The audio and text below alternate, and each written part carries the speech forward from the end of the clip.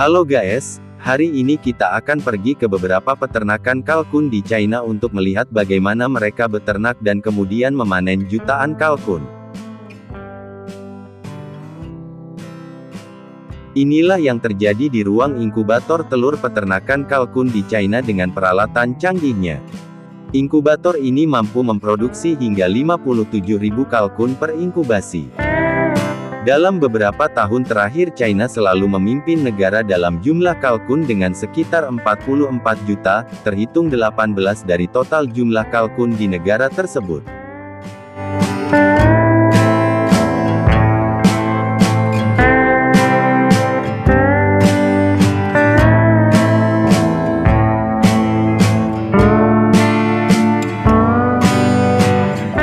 Setelah 7 hari ribuan telur ini akan diperiksa untuk memastikan sel-sel di dalamnya berkembang dengan baik.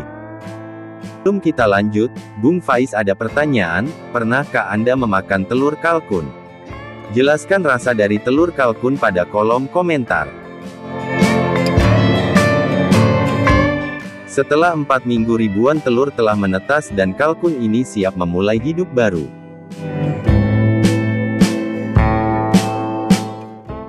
Ini adalah prosedur untuk menguji dan memvaksinasi kalkun berumur 1 hari. Kalkun yang cacat atau lemah akan dibuang, kecuali ukurannya yang sedikit lebih besar. Kalkun yang baru menetas tidak terlihat jauh berbeda dengan ayam.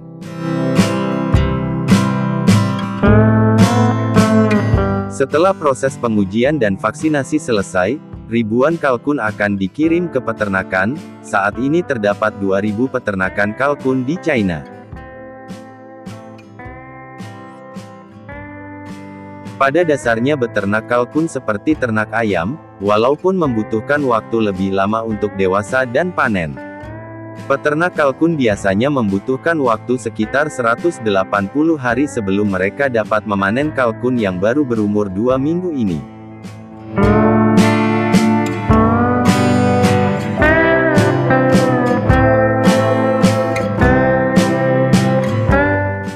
Saat ini China adalah salah satu negara pemasok daging kalkun terbesar di dunia. Menurut statistik kalkun menyumbang 304 juta dolar per tahun bagi perekonomian China, dan industri kalkun menyediakan 19.000 tenaga kerja.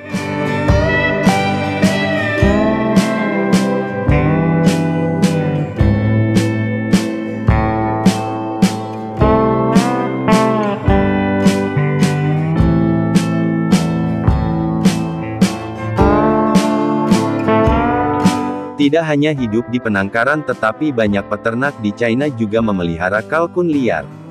Hal ini bagus untuk pencegahan penyakit pada kalkun dan juga meningkatkan kualitas daging. Kalkun dianggap matang sepenuhnya ketika beratnya mencapai 30 hingga 40 pon, sedangkan berat kalkun liar hanya 15 hingga 25 pon.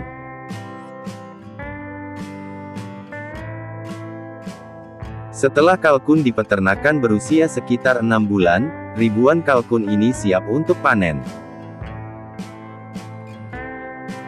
Pekerja akan menangkap dan memuat ribuan kalkun ke dalam truk pengangkut untuk dibawa ke pabrik pengolahan kalkun.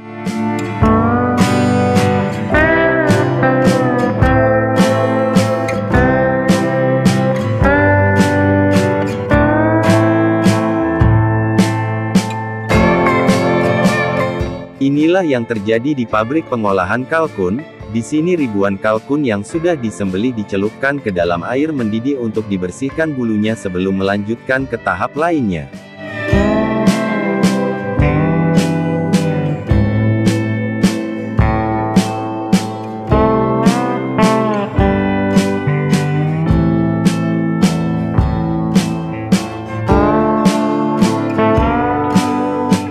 Dengan penerapan teknologi modern pabrik ini hanya perlu mempekerjakan sekitar 40 hingga 50 pekerja dalam seluruh proses pengolahan ribuan kalkun sehari.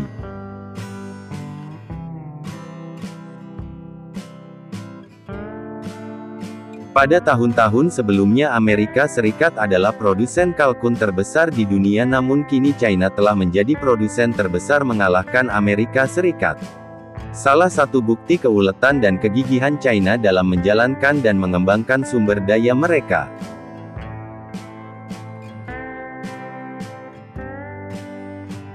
Bagaimana pendapat kalian tentang proses beternak dan pengolahan daging kalkun di video ini? Ketikkan apa yang kalian pikirkan dalam komentar dan pastikan untuk selalu memberikan komentar positif.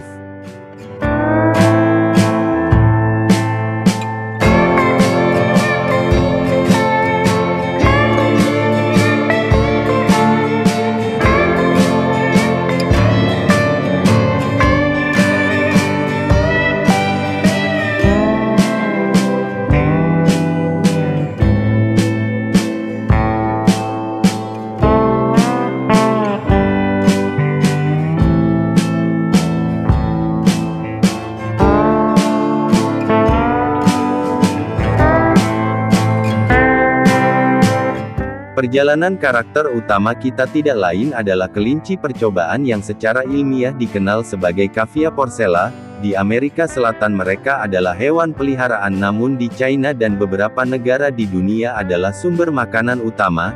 Dengan ukurannya yang kecil dan tingkat reproduksi yang cepat, mereka adalah pilihan yang menarik untuk peternakan skala menengah dan kecil di negara pertanian berkembang.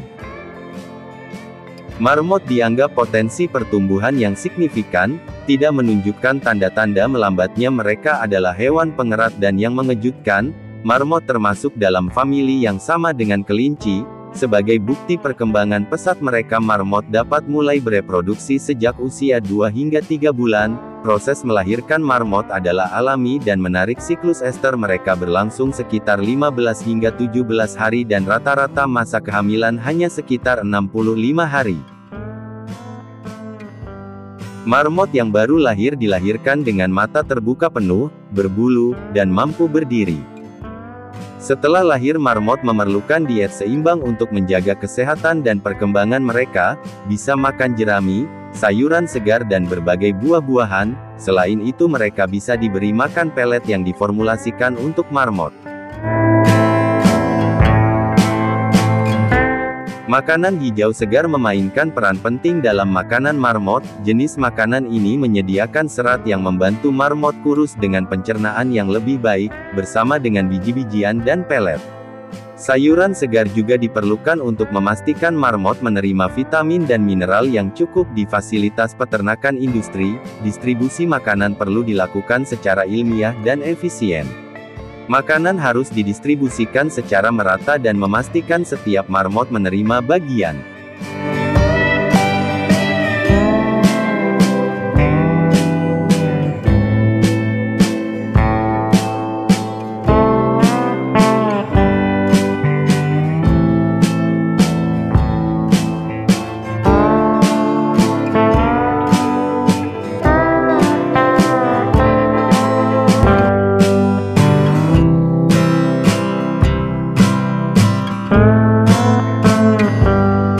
Meskipun mereka tidak memerlukan banyak ruang hidup, penting bagi kualitas hidup mereka bahwa mereka memiliki kesempatan untuk berolahraga.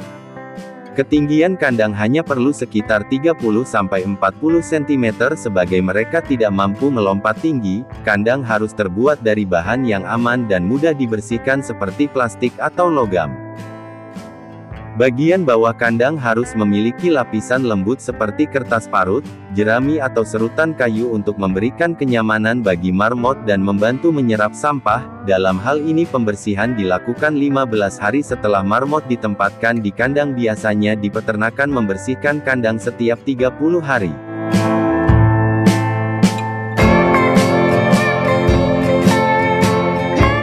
Waktu yang tepat untuk memanennya adalah ketika sudah mencapai ukuran 1 hingga 1,5 kilo, yang mana biasanya setelah sekitar 3 hingga 6 bulan dipelihara. Tingkat pertumbuhannya benar-benar luar biasa.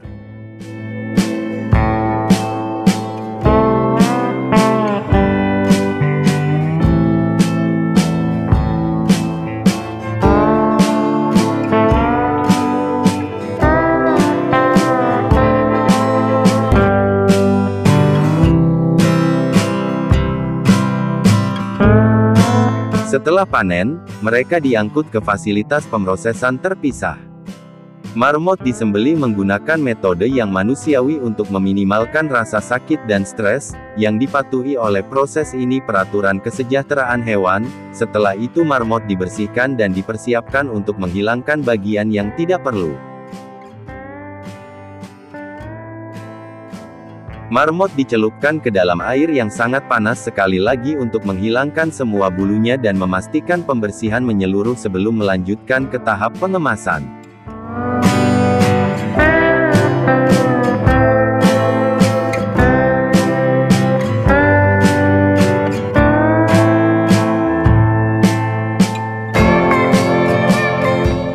Akhirnya paket bini daging marmot disimpan dalam kondisi suhu dan kelembapan yang terkendali biasanya di lemari es untuk menjamin kesegaran dan mencegah kontaminasi.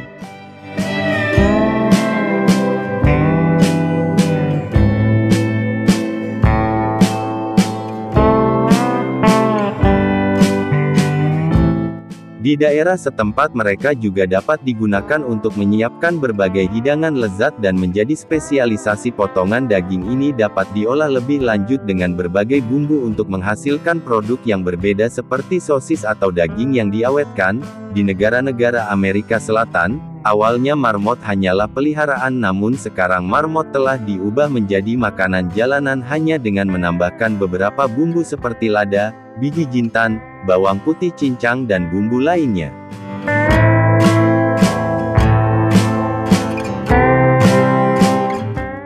Setelah marmot direndam secara merata selama sekitar 30 hingga 40 menit, diletakkan di atas loyang dan dipanggang pada suhu 180 derajat Celcius.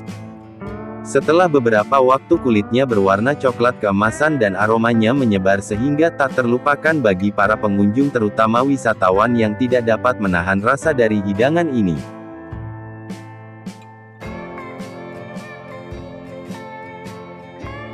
Untuk meningkatkan produksi, petani telah mengembangkan raksasa marmot yang hasil dagingnya 2 kali lipat dari marmot yang biasanya dipelihara. Namun dari sudut pandang etis, pembantaian makhluk menggemaskan ini telah memicu perdebatan sengit antar mereka yang memelihara marmot sebagai hewan peliharaan dan industri peternakan komersial. Yang jadi pertanyaan Bung Faiz, apakah marmot dikonsumsi juga di Indonesia? Tolong beritahu saya pada kolom komentar ya.